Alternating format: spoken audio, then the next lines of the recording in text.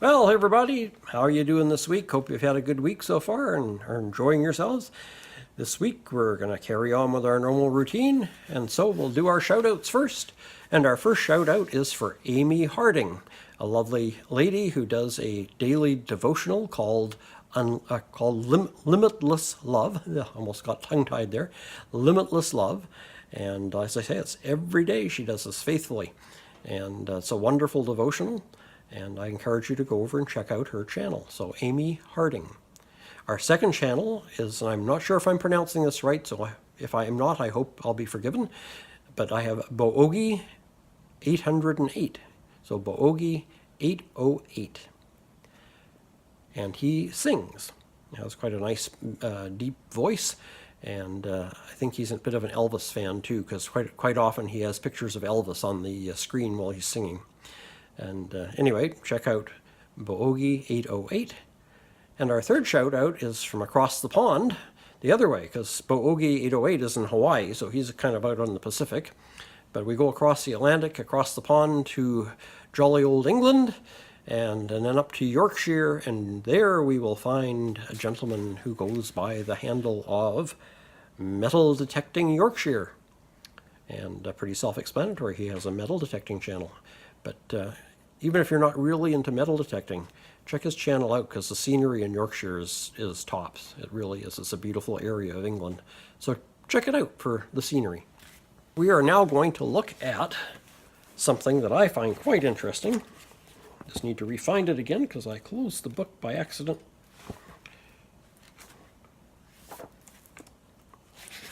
There we have it. Okay.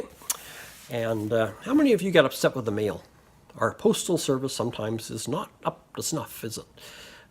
When I lived in a town that's about a 3-hour drive from where I live now, Regina is the capital of Saskatchewan, I would get phone calls every now and then asking why I wasn't at a meeting. What meeting?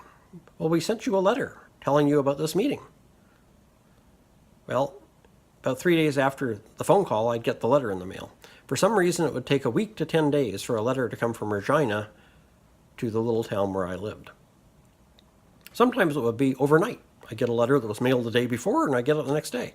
Other times, 10 days later, I get a letter. Made no sense. So I finally convinced the head office to phone me rather than mailing me a notice, to phone me and say, we're planning this meeting on such and such a day, because I never knew if I'd get the letter in time or not. So anyway, that's how bad our mail is up here sometimes. So anyway, I'm still waiting on some mail to come that I know was mailed quite a while ago. But it'll get here eventually. I sometimes wonder if they use dog sleds, but I think they'd be faster. But we're going to look at a system of mail delivery that happened back in the 1800s in the grand old United States of America. And it wasn't government run. It was a private system. So let's have a look at the Pony Express. Most of you have heard of that, I think. The Pony Express was in existence only 19 months, and it died a financial failure. Yet as a dramatic manifestation of the opening of the American West, it has no rival.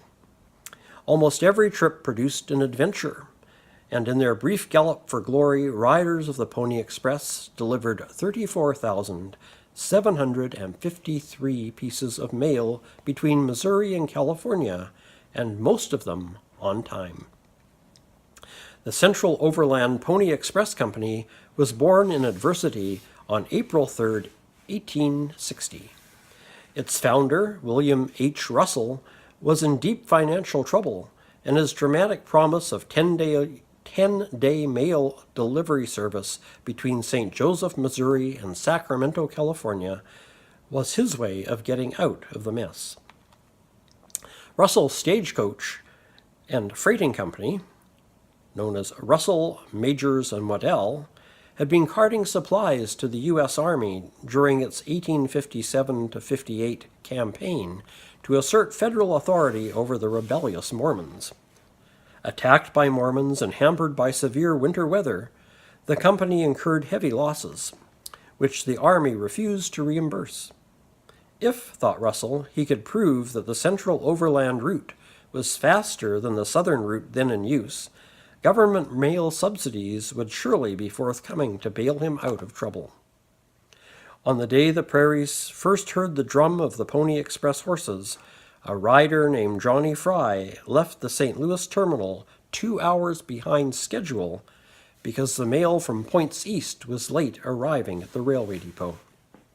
Another rider, nearly 2,000 miles away in Sacramento, started on time and pounded to meet him. Riding in relays, the men and horses made the connection in fewer than 10 hours. The Pony Expressmen and the horses they rode were picked to exacting specifications. A rider had to be young and of small build, yet show great endurance and courage.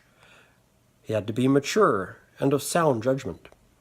The horses were sturdy animals, chosen for stamina, and bought at a price that was often 4 times their market value. These hardy horses had much to do with the fact that the Pony Express lost only 1 man during its months of operation. Despite hazards of weather and several attempts by Indians to interfere bloodily with the mail service, the Pony Express horses were simply faster than the Indian ponies. As rider Nick Wilson found out when Indians jumped him between Shell Creek and Deep Creek in Utah. Fueled by grain, Wilson's horse outran the grass-fed Indian ponies. And in the case of the rider who lost his race with the Indians, his pony delivered the mail alone. Buffalo Bill Cody was 15 when he became a Pony Express rider. Tough and courageous, Cody once rode for 322 miles when no relief riders awaited him at the post. The record for the longest continuous ride, however, belongs to Pony Bob Haslam, who covered 380 miles in about 36 hours, with a total of 9 hours rest along the way. The Paiutes were in a killing mood during that ride. Haslam expected fresh mounts at the Pony Expressway stations ahead of him, but the Indians had raided a number of the stations and scattered the stock. And he had no choice but to flog his horse and keep going. At the end of his eastbound run, Haslam found the relief rider unwilling to face the Paiutes. So Haslam got a fresh horse and made the trip himself. He slept at the last destination and then made the return trip, carrying the westbound mail. It may be that still another Pony Express rider made a longer continuous ride, 340 miles in 24 hours, but he probably did it on a bet without Indian harassment, and he arrived fast asleep in the saddle. Although the Pony Express earned as much as $1,000 per trip, it was not enough to carry the expenses of 190 stations, 80 riders, and 500 horses. It cost the company about $16 for every piece of mail it delivered, and it got back only $3 per letter. Boy, and we think postage is expensive now. Although Russell had not expected to make his mail service profitable right away, losing $13 per letter was a fierce strain. And then the Transcontinental Telegraph made the Pony Express irrelevant. On November 20th, 1861, the last rider handed over his mail. So there you have it, folks, the story behind the Pony Express. So, wonderful idea, but unfortunately bad timing and financially not too successful. So, do you imagine having to pay $13 to have a letter delivered? Well, I guess you could if you used a courier. Anyway, now instead of horses, they ride bicycles, I guess. Huh? Okay, so we ready for our groaner? Ah, here we go. It's a fellow who is a rare book dealer who was invited to a gala event somewhere. And so he's there and he's mingling and drinking some champagne and enjoying himself, having a few hors d'oeuvres and talking to different people. And he ends up talking to this gentleman he doesn't know. And the two are chit-chatting about politics and different, you name it, just idle chat, small talk. And finally the book dealer says to the fellow, well, what do you do for a living? And the fellow says, well, I own an accounting firm. And we do rather well. He says, are you in the market for an accountant? And the other fellow says, well, no, I actually have an accountant at the moment, but if you have a card, I'll take it. And if, should the situation change, he says, I'll certainly keep you in mind. So the fellow gives him a card, and the accountant says to the other fellow, well, what do you do? And the guy said, well, I'm a dealer in rare books. This is actually I have a store, and we just sell collector and rare books. And my area of expertise is religious books. Oh, gee, I wish I'd known you about a year ago. Oh, why is that?